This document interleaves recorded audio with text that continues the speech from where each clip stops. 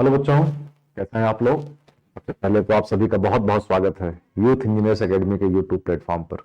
मैं हूं संजय तिवारी। तो जैसा कि आपको मालूम है, इस समय इंजीनियरिंग मैकेनिक्स की लेक्चर सीरीज चल रही है और उसमें काफ़ी लेक्चर्स हो चुके हैं। मेरे ख्याल से 40 लेक्चर तक पहुंच चुके हैं और आज हम उसी के क्रम में, उसी के कंटिन्यूटी में एक नया वीडियो लेके आए हैं। आज एक नया टॉपिक शुरू करेंगे और वो टॉपिक पिछले टॉपिक से लिंक करता हुआ है, तो थोड़ा सा पिछले टॉपिक का बेस भी बनाया जाएगा और उसके साथ आगे बढ़ेंगे।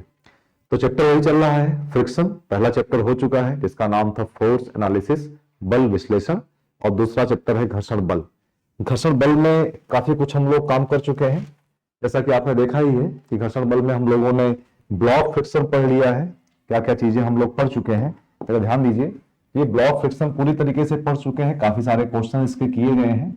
उसके बाद लैडर फ्रिक्शन को पढ़ लिया है कि एक घर में, हमारे आपके घरों में जो सीढ़ी होती है जिसको हम यूज करते हैं, वो कैसे बैलेंस रहती है और उसमें क्या क्या कंडीशंस बनती हैं, उसके हम लोगों ने शायद 4 या 5 न्यूमेरिकल किए हैं। आप जरूर देखिएगा। अब एक फ्रिक्शन में ही जो आखिरी बहुत इंपॉर्टेंट टॉपिक है जिसको आप कह रहे हैं बेल्ट फ्रिक्शन। ठीक है, तो ये जो बेल्ट फ्रिक्शन का टॉपिक है इस चैप्टर में, क्योंकि हम फ्रिक्शन पढ़ रहे हैं तो केवल फ्रिक्शन के नाम से ही मिलेगा। लेकिन जो बच्चे मैकेनिकल में हैं, है ना, जो सिविल में है, उनकी तो बस यहीं तक बात आएगी। फिर जब कभी सिविल में जाएंगे और हाईवे पढ़ेंगे और अपने रोड को डिजाइन करेंगे तब फिर से फ्रिक्शन वगैरह की बात आएगी। ठीक है ना, तो ट्रांसपोर्टेशन पढ़ेंगे तो वहां बात आएगी सिविल के लिए। लेकिन जो मैकेनिकल के बच्चे हैं उनको तो फ्रिक्शन ऐसा उनके साथ चिपका है जैसे कि हर बॉडी के साथ चिपका हुआ है ना। वो आपका साथ नहीं छोड़ने वाला है मैकेनिकल वाले बच्चों का। तो ये जो बेल्ट फ्रिक्शन है इसको आगे चल के हम लोग फिर से पढ़ेंगे। कहाँ पढ़ेंगे? एक सब्जेक्ट आपको मिलेगा आगे चल के जिसको बोलते हैं थ्योरी ऑफ मशीन। और थ्योरी ऑफ मशीन में एक चैप्टर होता है जिसको बोलते हैं belt drive. Belt drive, rod drive, chain drive, इस टाइप से पावर ट्रांसमिशन के लिए हम लोग फ्रिक्शन का यूज करेंगे। तो फिर से ये चैप्टर आपको पढ़ने को मिलेगा डिटेल में। जो चीजें यहां हम समझ रहे हैं वही फिर से पढ़ने को मिलेगा। यही सारे फॉर्मूले आपको फिर से यूज करने पड़ेंगे। तो अभी हम इसको एक कॉन्सेप्ट बेस पे समझेंगे और उसके बाद थ्योरी ऑफ मशीन में इसी का जब एप्लीकेशन किया जाएगा तो उसी को पावर ट्रांसमिशन के लिए कैसे हम फ्रिक्शन का यूज करते हैं तब उसको वहां समझा जाएगा। ठीक है ना, तो ये बहुत ही इंपॉर्टेंट है, बहुत इंपॉर्टेंट है और इस पे प्रॉब्लम बहुत अच्छी अच्छी बनेगी और एप्लीकेशन बहुत प्यारे प्यारे इसके एप्लीकेशन है मैकेनिकल में। ठीक है, चलिए आइए बात देखें कि इसकी, हाँ, जैसे लैडर फ्रिक्शन की प्रॉब्लम लास्ट टाइम पे किया था हम लोगों ने, इसको तो आगे बढ़ते हैं। खैर, अब बात आती है कि बेल्ट फ्रिक्शन का यूज हमें क्यों करना पड़ रहा है। याद करिए कुछ लेक्चर्स पहले, कई लेक्चर पहले ये प्रॉब्लम हमने किया था, है ना। मैं इसको बड़ा कर रहा हूं, थोड़ा सा दिखाई पड़ेगा आपको। इस तरह की कई सारी प्रॉब्लम किया होगा, आपने भी किया है और इस यहां पर भी यूट्यूब पर भी हमने किया है ना? ये शायद मेरे ख्याल से लेक्चर नंबर 37 अगर प्ले लिस्ट में आप देखेंगे मैकेनिक्स की जो आपकी प्ले लिस्ट है उसमें लेक्चर नंबर 37। तो 37 में ये प्रॉब्लम एक थी कि एक ब्लॉक यहां रखा था, एक ब्लॉक ये था, ये इस ब्लॉक का शायद कुछ वेट है 800 न्यूटन और ये कुछ बना था। उसमें क्वेश्चन में कहा गया था कि ये जो पुली है, इस पुली के ऊपर से एक रोप गुजर रही है। इसी रोप को चाहे यहां पे रोप कहा जाए, स्ट्रिंग कहा जाए, या इसी को हम बेल्ट के नाम से जान रहे हैं। अगर टेक्निकल भाषा में फ्रिक्शन को समझने के लिए इसी को बेल्ट के नाम से जान रहे हैं। तो इस प्रॉब्लम को समझे, यहीं पर छुपा हुआ है, यहीं पर छुपा हुआ है कि हमें बेल्ट फ्रिक्शन की जरूरत क्यों है ना। अगर आप क्वेश्चन को ध्यान से पढ़ेंगे उसमें जाके तो उसने कहा है कि जो हमारी पुली है, ये जो गोल गोल एक दिख रही है ना, ये पुली है और ये जो ऊपर से व्हाइट व्हाइट जा रही है ये स्ट्रिंग है, धागा है, रस्सी है, या फाइनली कहें कि बेल्ट है ना। तो क्वेश्चन में कहा गया था कि हमारा जो बेल्ट और पुली के बीच का जो संबंध है वो फ्रिक्शनलेस है, वहां पे घर्षण फोर्स, घर्षण गुणांक नहीं है, स्मूथ है ना। तो उसने कहा था पुली हमारी स्मूथ है और जैसे ही वहां पर पुली को स्मूथ कहा गया तो हम लोगों ने क्या किया, तुरंत हम लोगों ने एज्यूम किया कि म्यू की वैल्यू क्या हो गई, 0, है ना। और जब म्यू की वैल्यू 0 हो गई तो क्योंकि F equal to mu R होता है फ्रिक्शन फोर्स, तो फ्रिक्शन फोर्स की वैल्यू भी खत्म हो गई। जब फ्रिक्शन फोर्स की वैल्यू खत्म हो गई, फ्रिक्शन फोर्स रहा ही नहीं, तो उससे फायदा हमें यह मिला कि इस पुली के दोनों साइड में जो टेंशन है ये टेंशन सेम हो गई। इस लेक्चर को अगर आप देखेंगे तो मैंने आपसे जरूर कहा होगा उसमें कि आगे चल के समझेंगे कि ये टेंशन सेम क्यों हो जा रही है, ऐसी कौन सी कंडीशंस बनेंगी जब ये टेंशन हमारी सेम नहीं दिखाई पड़ेगी, है ना। तो टेंशन यहाँ पे सेम हो जाने से फायदा ये मिला कि हमने इस ब्लॉक की एबीडी बनाई, 800 का फोर्स नीचे लगा तो टेंशन की वैल्यू 800 आ गई, और यही 800 न्यूटन की वैल्यू यहाँ पे अपीयर हुई। यहां भी कह सके 800 न्यूटन का फोर्स लगा है, और उसके बाद इस ब्लॉक को सॉल्व कर लिया, और ये पी अननोन निकालना था, ये हम लोगों ने इसको निकाल के यहां पे रख लिया, है ना। तो सारा का सारा जो काम आसानी से कर पाए उसका कारण केवल एक ही था। क्या था? क्योंकि हमें ये फ्रिक्शन कॉफिशिएंट 0 कहा गया था। जब भी कहा जाएगा कि सरफेस हमारा स्मूथ है, स्मूथ समझ रहे हैं, चिकना है ना, तो वहां पर म्यू की वैल्यू हमें 0 लेनी पड़ेगी। और अगर कहीं पर पुली लगी हो, है ना, एक पुली हो और साथ में उसके साथ में या तो रोप की बात की गई हो, है ना, या स्ट्रिंग की बात की गई हो, धागा या बेल्ट की बात की गई हो, उनके बीच में अगर कहा गया स्मूथ है तो म्यू की वैल्यू 0 हो जाएगी। 0 होने के बाद ये कंडीशंस बन जाएगी। लेकिन रियलिटी में देखा जाए, क्योंकि हमें इसलिए किए थे ये प्रॉब्लम, इसलिए ऐसा दिया गया जिससे आसानी से हो जाए, लेकिन रियलिटी में क्या कोई भी सरफेस का कोफिशिएंट, फ्रिक्शन कोफिशिएंट 0 होगा? ऐसा बिल्कुल नहीं होगा। तो अब अगर नहीं होगा, यहां पे म्यू की वैल्यू 0 ना हो, तब क्या बनेगा? तब भी क्या हम दोनों तरफ टेंशन सेम रख पाएंगे? नहीं रख पाएंगे। अब जब नहीं रख पाएंगे तो दोनों साइड में टेंशन कम या ज्यादा होगा। तो किस तरफ कम होगा, किस तरफ ज्यादा होगा, ये इसको हमें एक कॉन्सेप्ट बेस पे अपने दिमाग में डेवलप करना है। तो आज के लेक्चर में कोशिश करूंगा कि ये चीज थोड़ा सा एक्सपेरिमेंटली और अपने लाइफ में, अपने जीवन में आसपास जो चीजें हम देखते हैं उनकी मदद से इसको हम देख पाए कि टेंशन ज्यादा किधर होगी और कम किधर होगी। ठीक है ना। तो एक बात तो समझ में आ गया कि इस तरह की प्रॉब्लम में जहां पर भी पुली और बेल्ट मिलेगा वहां हमें इसको यूज करना पड़ेगा। ठीक है, चलिए तो इसको थोड़ा हटा देते हैं और आगे बढ़ते हैं।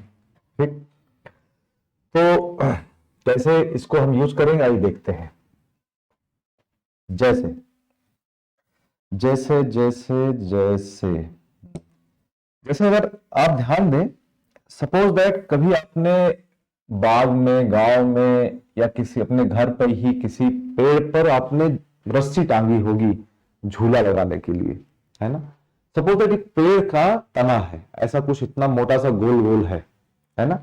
या ऐसे समझिए कि कभी आपने देखा होगा कि कुएं से पानी निकालने के लिए बाल्टी एक तरफ रस्सी में, एक तरफ बाल्टी बांधी जाती है, दूसरी तरफ उसको एक पुली के ऊपर से गुजारा जाता है। तो अभी हम ऐसा मान के चलें, अभी वो ज्यादा अच्छा एग्जांपल वो पेड़ वाला है। ठीक है, ये बाग में आपके एक पेड़ है, उसका एक तना है, वो तना मोटा सा तना है। ठीक है, इस पर आप एक रस्सी डालते हैं, और रस्सी कैसे डालते हैं ध्यान दीजिए, कुछ रस्सी ऐसे डालते हैं।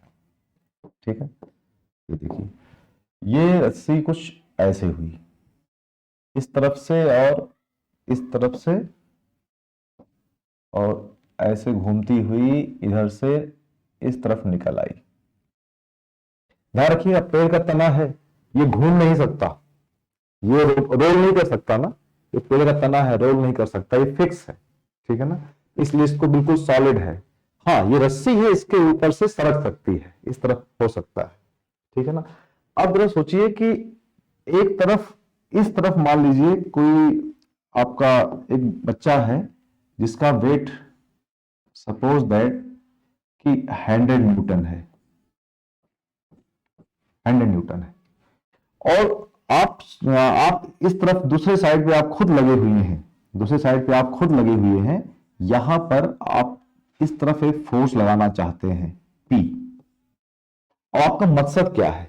मकसद आपका ये है कि इस 100 न्यूटन वाले वेट को, या जो बच्चा है या कोई पत्थर टांगा गया है, इस पत्थर को ऊपर उठाना है। ठीक है, तो आपसे पूछा जा रहा है कितना फोर्स इस पे लगाएंगे, कितना फोर्स लगाएंगे। चलिए अभी कंडीशन मान लेते हैं, अभी के लिए कंडीशन मान लेते हैं कि अभी यहाँ पे म्यू की वैल्यू 0 है, कहा गया है पेड़ बिल्कुल परफेक्टली स्मूथ है, इस पर ऑयलिंग ग्रीसिंग करके बिल्कुल स्मूथ बना दिया गया है। अगर म्यू की वैल्यू 0 है तो क्या होने वाला है? वही होने वाला जो पहले किया था। तो आप कैसे सॉल्व करेंगे इसको? सॉल्व करने का आसान तरीका है, क्योंकि इस जो आपका ये जो वेट है, इसका वेट नीचे काम करेगा, ये वेट 100 होगा। और इस रस्सी में भी तनाव होगा, इस तरफ टेंशन होगी और इस तरफ भी टेंशन होगी। टेंशन को हम लोग T से लिखते हैं, है ना। और क्योंकि ये स्मूथ है, फ्रिक्शन फोर्स इसके और इसके बीच में, के तने और रस्सी के बीच में किसी तरह का कोई फ्रिक्शन फोर्स नहीं है, तो दोनों साइड टेंशन सेम होगा। तो इस तरीके से अगर आप यहां देखें, अब इसकी बीडी बनके रेडी हो गई है। देखिए बीडी मैं बना दे रहा हूं साफ सुथरी सी। ये देखिए अलग अलग कर दिया फ्री बॉडी डायग्राम। तो कुल मिला के यही बीडी बनके रेडी हो गई। अब इस एफबीडी को अगर हम लोग सॉल्व करते हैं, फ्री बॉडी डायग्राम को सॉल्व करते हैं, तो इस फिगर को देखेंगे तो कहेंगे टेंशन ऊपर है, 100 नीचे है। यहां से लिख पाएंगे T इज इक्वल टू 100 और यहां से लिख पाएंगे क्योंकि T की वैल्यू 100 आ गई है आपके पास। तो जब इस पॉइंट के एफबीडी आप देखेंगे तो टेंशन ऊपर लग रही है 100 न्यूटन की और फोर्स P नीचे लग रहा है, तो यहां लिख पाएंगे P is equal to 100 newton. तो आपको बड़ी आसानी से इस टाइप से P निकल जाता है। आप ये कह पाएंगे कि मैं इस पॉइंट पे 100 न्यूटन का जब फोर्स लगाऊंगा तब ये बॉडी ऊपर जाने वाली होगी, जाएगी नहीं, लिमिटिंग कंडीशन में रहेगी, जाएगी नहीं। लेकिन 100 में थोड़ा सा ऐड कर देंगे तो ये ऊपर जाने लगेगी। और शर्त ये भी हो गई कि अगर 100 से थोड़ा सा भी कम कर देंगे तो ये नीचे आने लगेगा, आप ऊपर जाने लगेंगे। बात समझ में आ गई ना। इस क्वेश्चन से ये मिल गया कि मुझे इसको यहां रोके रखने के लिए 100 न्यूटन का फोर्स रिक्वायर्ड है। अगर मैंने 100 का 101 कर दिया, थोड़ा सा ज्यादा लगा दिया, तो ये ब्लॉक ऊपर उठ जाएगा। अगर 99 लगाया तो ये नीचे आएगा, मैं ऊपर चला जाऊंगा। अभी तक तो खाली इतनी बात समझ में आई, ठीक है ना। अब जरा फिर से समझते हैं कि अगर यहां पे फ्रिक्शन कॉफिशिएंट की वैल्यू 0 ना हो, है ना, नॉट इक्वल टू 0, तो अब क्या होगा, है ना। अब क्या होगा ये समझना पड़ेगा। तो हमें फिर, क्योंकि और कुछ तो बदला नहीं, बेल्ट और ये जो आपका लॉग है लकड़ी का, जो बाग में जो पेड़ का तना है, वो तो ऐसे ही है, सब कुछ वैसे ही है। कुछ बदला है तो बेल्ट और इस लकड़ी के बीच के सरफेस का संबंध, उनके बीच का रिलेशन रफ हो गया है ना, बड़ा झगड़े वाला हो गया है। तो रफ का मतलब क्या है, हमारे आपके संबंध अगर रफ हो जाए मतलब क्या हो गया, बुरे हो गए, संबंध खराब हो गए, है ना। तो उस खराब संबंध की वजह से एक दूसरे को परेशान तो करेंगे ही। तो अब जब एक दूसरे को परेशान करेंगे तो परेशानी समझनी है कि कैसे परेशान करेंगे, है ना। आइए जरा समझा जाए कि ये परेशानी कैसे सॉल्व होगी और कैसे एक दूसरे को परेशान कर रहे हैं, ठीक है। चलिए इसको थोड़ा सा किनारे कर लेते हैं, है ना। हो सकता है फिर से जरूरत पड़े, फिर जरूरत पड़ेगी तो बुला लेंगे इनको, ठीक है। यहाँ आइए, समझा गया कैसे भाई, कैसे संबंध खराब हुए सॉरी। आइए देखिए, तो अभी तो हम एक पेड़ का तना बना लेते हैं, ठीक है। ये हमारा पेड़ का तना है, ठीक। और पेड़ का तना है तो इसको जो है इससे फिल कर दिया जाए और ब्लैक कलर ले लिया जाए। ओके, ये हो गया। अभी आपने कहा कि इसके ऊपर रस्सी लगी हुई है। अब जब रस्सी लगी है तो किसी एक पॉइंट पे संबंध देखें, रस्सी कहां से कहां तक संपर्क में है। अगर ध्यान से देखिए तो रस्सी को थोड़ा मैं बड़ा करके दिखाना चाह रहा हूं, ऐसे करके। रस्सी तो मैंने ऐसे लगा रखी है, ठीक है। रस्सी तो ये यहां पर कांटेक्ट में आएगी, यहां छूट जाएगी। देखिए ध्यान से, अगर रस्सी ऐसे जाती है, बेल्ट हम या रस्सी को ऐसे बांधते हैं तो यहां से कांटेक्ट में आएगी और यहां पर छूट जाएगी। तो जो भी संबंध अच्छा या बुरा हुआ है वो यहां से लेकर यहां तक जितना रस्सी बेल्ट पुली, इस लकड़ी के, इस पुली के या इस पेड़ के तने के संपर्क में है, उसी उतने पे ही सब कुछ हुआ है ना। बाकी जो फ्री हो गया वहां कोई फर्क नहीं पड़ता है। तो मेरा मकसद क्या है, मेरा मकसद यही तो है कि इनके बीच में संबंध खराब कैसे हुआ। तो ऐसा करते हैं, किसी एक पॉइंट पे संबंध देखने की कोशिश करते हैं, किसी एक पॉइंट पे। अगर एक पॉइंट पे देख पाते हैं तो वही हर पॉइंट पे होगा और उसी को हम लोग क्युमुलेट कर लेंगे, इकट्ठा कर लेंगे तो नेट हमें मिल जाएगा, ठीक है ना। आइए देखा जाए कैसे काम हुआ, एक पॉइंट पे कैसे काम हुआ। जिस तरीके से एक पॉइंट पे काम होगा उसी तरीके से सारे पॉइंट पे काम। चलिए सपोज दैट मैंने पॉइंट के लिए आसानी से करने के लिए सबसे ऊपर टॉप पे ये पॉइंट लिए, ये पॉइंट टॉप पे लिए। अब हमारी रस्सी ऐसे करके इस पे से गुजर रही है ना। थोड़ी सी क्लास 7th 8th का अगर हम कुछ चीजें डिस्कस करें तो अगर कहा जाए कि जब रस्सी हमारी होगी तो रस्सी तो देखा जाए तो रस्सी कैसे हो रही थी, रस्सी देखिए ऐसे थी, थोड़ा सा अलग अलग बनाए, एफबीडी बनाए, तो ये रस्सी हमारी ऐसे जाके ऐसे गुजर गई। इस लकड़ी पर, पेड़ के तने पर अगर ये पॉइंट ये है तो इसी के क्रॉसपॉन्डिंग पॉइंट इस रस्सी पे यहां मिलेगा, ठीक है ना। ये दो पॉइंट आपको दिखाई पड़ रहे हैं, एक पॉइंट ये और एक पॉइंट ये। हम इन्हीं दोनों पॉइंट के बीच की बात कर रहे हैं। इतना अगर कर पाए तो हमें सारे पॉइंट के बीच की बात दिखाई पड़ने लगेगी। जैसी घटना यहां घटेगी वैसे ही सब पे घटेगी, ठीक है। हमारा मकसद क्या था, इस तरफ एक ब्लॉक लगा था, इस तरफ एक ब्लॉक लगा हुआ है, इस तरफ ब्लॉक लगा है, इसका वेट 100 न्यूटन था, ठीक है। और हम यहां पे इसको फोर्स P लगा रहे थे। हमारा मकसद क्या था कि ये ऊपर जाए, ये ऊपर जाएगा तो ये जो पॉइंट है ये नीचे आएगा, है ना। इसका मोशन नीचे होगा और इसका मोशन ऊपर होगा। ये बात समझ में आ रही ना। अच्छा, जब इसका मोशन ऊपर होगा तो देखा जाए इस पॉइंट का मोशन किधर होगा, क्योंकि ये सर्कुलर है तो इस पॉइंट का जो मोशन होगा इस पे टेंजेंट होगा, इस तरफ हम खींचेंगे लाइन, कहेंगे इस पॉइंट का मोशन, जो ये पॉइंट अगर इसका नाम ए दे दें तो ए पॉइंट का मोशन, जो कि वो पॉइंट जो बेल्ट पे है, वो पॉइंट जो रस्सी पे है, उस पॉइंट का मोशन इस तरफ होगा। थोड़ा तिरछा बन गया, रुकिए सीधा करते, इसका मोशन ऐसे करके ऐसे होगा, ठीक है ना। ये हमारा क्या दिखाई पड़ रहा है, motion, motion of point A, जिस पॉइंट का नाम क्या है ए, ठीक है ना। चलिए यहां तक बात समझ में आ गई सबको। अब हुआ क्या कि जब इस पॉइंट का मोशन इधर है और इन दोनों के बीच में फ्रिक्शन कोएफिशिएंट म्यू दिया गया है, अब ये स्मूथ नहीं है, तो इन दोनों के बीच में एक नॉर्मल रिएक्शन भी काम कर रही होगी, है ना।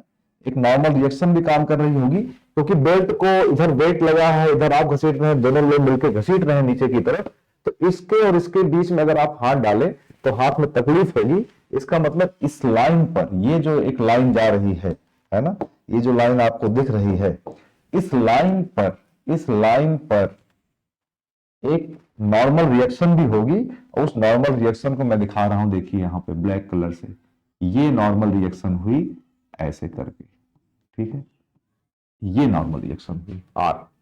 अब फ्रिक्शन कोएफिशिएंट हो गया, नॉर्मल रिएक्शन हो गया, इसका मतलब फ्रिक्शन फोर्स पिक्चर में आ गया। और फ्रिक्शन फोर्स ने कसम खा रखी है कि फ्रिक्शन फोर्स हमेशा मोशन का अपोज करता है, बल का अपोज नहीं करता है। फ्रिक्शन फोर्स का इस P से कोई वास्ता नहीं है, इससे कोई दुश्मनी नहीं है फ्रिक्शन फोर्स की, जिधर चाहे उधर लगे। फ्रिक्शन फोर्स की दुश्मनी सिर्फ किससे है, इस मोशन से, है ना, ठीक है। इस मोशन का विरोध करेगा।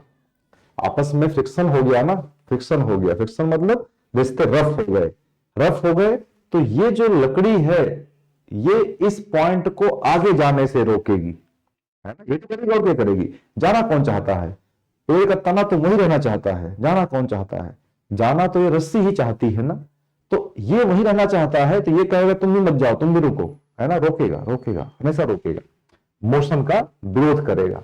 तो इस पॉइंट पर एक फ्रिक्शन फोर्स अपीयर होगा, वो फ्रिक्शन फोर्स मोशन का अपोज करेगा, क्योंकि मोशन इस तरफ है, तो इस पॉइंट पर फ्रिक्शन फोर्स इस तरफ काम करेगा।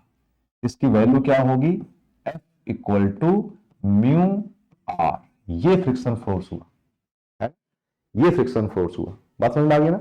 तो एक बेल्ट को आगे बढ़ने से रोकने के लिए एक फ्रिक्शन फोर्स दिखाई पड़ने लगा। ऐसे ही सारे पॉइंट पे, जितने पॉइंट पे कांटेक्ट में आया था, कहां तक कांटेक्ट में आया था, कांटेक्ट में तो यहीं तक आया था ना, देखिए आपने कहा था ना कि यहां तक, है ना। इस पॉइंट से लेकर अगर आप देखेंगे, इस पॉइंट से देखेंगे तो यहां से लेकर और ये पॉइंट ये है ना, यहां तक पूरे रीजन में हर पॉइंट पे फ्रिक्शन फोर्स काम करेगा और वो इस बेल्ट को इस तरफ मूव करने से रोकेगा। अब जरा सोचिए हो क्या रहा है, अब क्या हो रहा है। इतना बात अगर आपको समझ में आ गई तो यही फिनोमेना आप किसी भी पॉइंट पे देख सकते हैं। अगर आपसे कोई कहे कि भाई ये इस पॉइंट पे क्या हो रहा है, तो आप कहेंगे यहां एक पॉइंट है, एक पॉइंट यहां पे है, इस पर टेंजेंट खींचेंगे, यहां पे मोशन इस तरफ होगा, फ्रिक्शन फोर्स इस तरफ काम करेगा। तो कुल मिला के हर पॉइंट पे ऐसे ही मिलेगा। अब छोड़िए, चलिए ये तो बात समझ में आ गया कि बेल्ट को आगे बढ़ने से, बेल्ट को ऐसे घूमने से रोकने के लिए हर पॉइंट पे एक फ्रिक्शन फोर्स काम करने लगा। अब जरा अपनी बात करिए, पहले जब ये काम नहीं कर रहा था तब आप पी की वैल्यू कितनी आई थी? अभी आपने यहां सॉल्व किया था, पी की वैल्यू 100 आई थी। मतलब 100 न्यूटन के ब्लॉक को ऊपर करने के लिए यहां पर आपको केवल 100 न्यूटन का ही फोर्स लगाना पड़ रहा था। अब क्या करें, है ना? अब आपको क्या केवल 100 लगाना पड़ेगा? नहीं। अब देखिए ना, यही दिख रहा है इस पॉइंट पे इतना फ्रिक्शन फोर्स, तो अब पी ने आपको इसको तो लिफ्ट करना ही करना है, साथ में यहां से लेकर यहां तक जो फ्रिक्शन फोर्स डेवलप हुआ है उसको भी ओवरकम करना है। तो मतलब P की वैल्यू, अब P की वैल्यू कितनी होगी? तो बेटा P की वैल्यू कितनी होनी चाहिए? तो मुझे मालूम चल गया कि P की वैल्यू कितनी होनी चाहिए। P की वैल्यू भाई, पहले ये जो 100 है ये तो होना ही चाहिए, ये तो पहले भी था, लेकिन अब हमें फ्रिक्शन फोर्स को भी ओवरकम करना है। तो ये देखिए, फ्रिक्शन फोर्स को ओवरकम करने के लिए, उसको संभालने के लिए इतना फोर्स और लगाना पड़ेगा, इतना फोर्स और लगाना पड़ेगा। तो इसका मतलब अब इस तरफ 100 न्यूटन का फोर्स लगाने से काम नहीं चलेगा, बिल्कुल नहीं चलेगा। अब खाली एक बात ये बचती है कि हमें ये नहीं मालूम है अभी तक कि ये जो फ्रिक्शन फोर्स लगाना पड़ेगा इसकी वैल्यू क्या होगी। ये वैल्यू अभी नहीं मालूम है, ये निकाल लेंगे तो इसमें ऐड कर देंगे, आंसर आ जाएगा, है ना? लेकिन इतना तो तय हो गया कि अब इधर का फोर्स, जो इस पॉइंट पे फोर्स लगाया जाएगा, वो फोर्स इस तरफ के फोर्स से ज्यादा होना चाहिए अगर आप 100 न्यूटन के ब्लॉक को ऊपर उठाना चाहते हैं तो। बात समझ में आ गई? अब यहां से एक बात समझिए, देखिए जरा ध्यान से, रस्सी यहां से शुरू होती है, यहां तक फ्री है, उसके बाद इसके कांटेक्ट में आ गई, फिर यहां से लेकर और यहां तक फ्री है।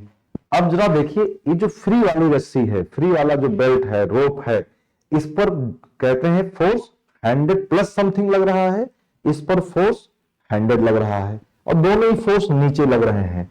तो ये तो कंफर्म है कि इस दोनों साइड में जो रस्सियां हैं इसमें होगा तो टेंशन ही, होगा तो टेंशन ही, इधर भी क्या होगा, होगा तो टेंशन ही। लेकिन पहले क्या था, जब ये फ्रिक्शन फोर्स नहीं आया था, कोई विरोध नहीं कर रहा था, तो ये टेंशन दोनों बराबर थी। अब क्या दिखाई पड़ रहा है कि इस तरफ ज्यादा फोर्स लगाना पड़ रहा है ना? इस तरफ ज्यादा फोर्स लगाना पड़ रहा है और इस तरफ कम फोर्स है। क्यों? क्योंकि अब आपको दिख रहा है P इज ग्रेटर देन 100। कितना ज्यादा है? इतना ज्यादा है। फ्रिक्शन फोर्स की वैल्यू निकालेंगे, पता चलेगा कितना ज्यादा है, इतना ज्यादा है। तो इसका मतलब जब इस एंड पे नीचे ज्यादा फोर्स लग रहा है तो इस रस्सी में ज्यादा टेंशन होगी, और इसमें कम फोर्स लग रहा है तो इसमें कम टेंशन होगी। तो आप कह सकते हैं अब जाके इस स्थिति में आ गए हैं कि हम कह सकते हैं कि इसका वैल्यू T1 है और इसका वैल्यू T2 है ना? जबकि मैं कहना यह चाह रहा हूं कि T1 is greater than T2। समझ आ गई ना? T1 is greater than T2। ये पहली बात पिक्चर में आ गया। जब भी हमें बेल्ट और पुली के बीच में फ्रिक्शन जैसी चीज दिखाई पड़ेगी तब ये चीज पिक्चर में आएगी कि दोनों साइड में टेंशन अलग अलग होगी। लेकिन ये देखना बड़ा इंपॉर्टेंट है कि किस तरफ टेंशन ज्यादा होगी और किस तरफ टेंशन कम होगी, है ना? तो फिलहाल यहां दो बॉडीज हैं, एक बॉडी है बेल्ट और दूसरी बॉडी है पुली कहें या लकड़ी का वही पेड़ का तना है वो कहें। तो पेड़ का तना इसलिए कहना ठीक लग रहा है कि अभी ये फिक्स है, पेड़ का तना घूमता नहीं है, अभी इसको मैंने फिक्स कर रखा हुआ है ना? ये फिक्स है, फिक्स सरफेस पे बेल्ट घूम रही है। अच्छा, जब आगे चल के मैकेनिकल वाले जाएंगे, कोई मशीन चलाएंगे, तो मशीन में क्या होगा कि मशीन ऑन करेंगे तो मोटर घूमेगी, मोटर घूमने से उसके आगे एक पुली लगी होगी, पुली घूमेगी और पुली बेल्ट को चलाएगी, है ना? यहां क्या दिख रहा है कि बेल्ट के पास ताकत है। आपने ताकत किसको लगाई है? आपने पावर, आपने एनर्जी, आपने फोर्स किसको दिया है? बेल्ट को दिया है, इसको नहीं दिया है ना? तो यहां आप इसको घसीटना चाह रहे हैं, ये रुका हुआ है। और वहां पे क्या था? मोटर के केस में क्या होगा? मोटर चलाएंगे, स्विच ऑन करेंगे, मोटर चलेगा, पुली घूमेगी, पुली घूमेगी तो पावर किसके पास है? पुली के पास है। और पुली घूमने की वजह से वो बेल्ट को घुमाना चाहेगी, है ना? तो दोनों केस में अंतर है, बहुत इंटरेस्टिंग है, बहुत मजा आएगा इसको करने में। फिलहाल अभी उतना आगे नहीं जाते हैं, एक फिक्स सरफेस पे, फिक्स ड्रम पे, फिक्स सिलेंडर पे, फिक्स पुली पे, कुछ भी कहें, एक रस्सी है या बेल्ट है, वो ऐसे मूव करना चाह रही थी। बस इस फिक्स सरफेस पे बेल्ट ऐसे मूव करना चाह रही थी। अब चाहे वो किसी का वेट हो, चाहे आप घुमाए, चाहे अपने आप, ठीक है ना। तो दोनों तरफ टेंशन आपकी अलग अलग हो गई। ये बात समझ में आ गई ना। तो अब हमारे पास काम इतना बच गया भैया कि हमें एक तो ये पता करना है कि फ्रिक्शन फोर्स कितना है, ठीक है ना, और ये T1 कितना है, T2 कितना है, ये सब बातें फिल हो जाएंगी।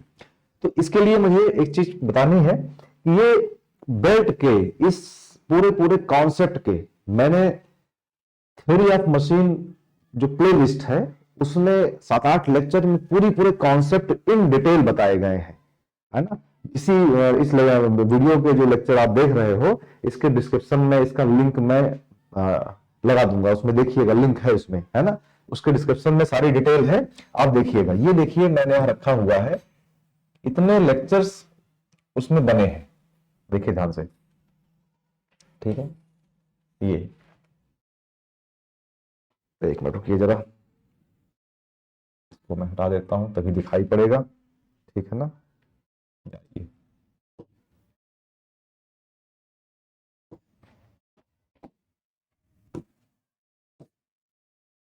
मुझे लगता है ये बात समझ में आ गई है। अब वो एक बार देख लीजिए, फिर जिससे हम लोग टाइम ना लॉस करें, क्योंकि फिर से दोबारा वही सब फिर से बताएंगे, फिर से वीडियो जाएगा, आप देखोगे, मुझे बनाना पड़ेगा, इसमें बहुत समय लगा है, करीब 8-9 घंटे लगे हैं, है ना।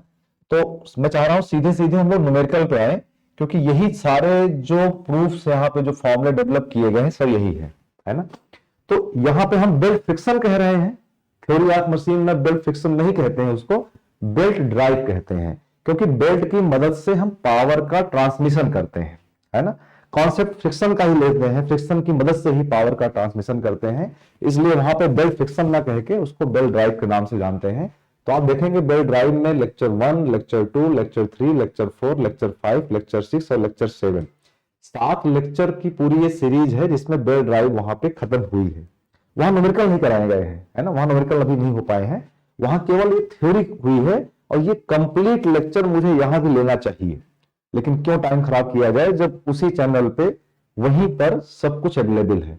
तो इस लेक्चर को आप लोग एक बार जरूर देखिए, है ना। डिस्क्रिप्शन बॉक्स में डिटेल आपको मिल जाएगा, वहां से क्लिक करके आप जरूर देखिए। और इसके बाद हम सीधे सीधे न्यूमेरिकल्स पे आएंगे, है ना। सीधे न्यूमेरिकल मतलब क्या होगा कि न्यूमेरिकल उठाएंगे आपके सब्जेक्ट से और उसको डील किया जाएगा, ठीक है ना। तो आज के लेक्चर के लिए मेरा मकसद यही था कि एक कॉन्सेप्ट डेवलप किया जाए, एक संदेह पैदा किया जाए कि कैसे फ्रिक्शन जब पिक्चर में आता है बेल्ट और पुली के बीच में तो कैसे बिहेव करता है, ठीक है ना।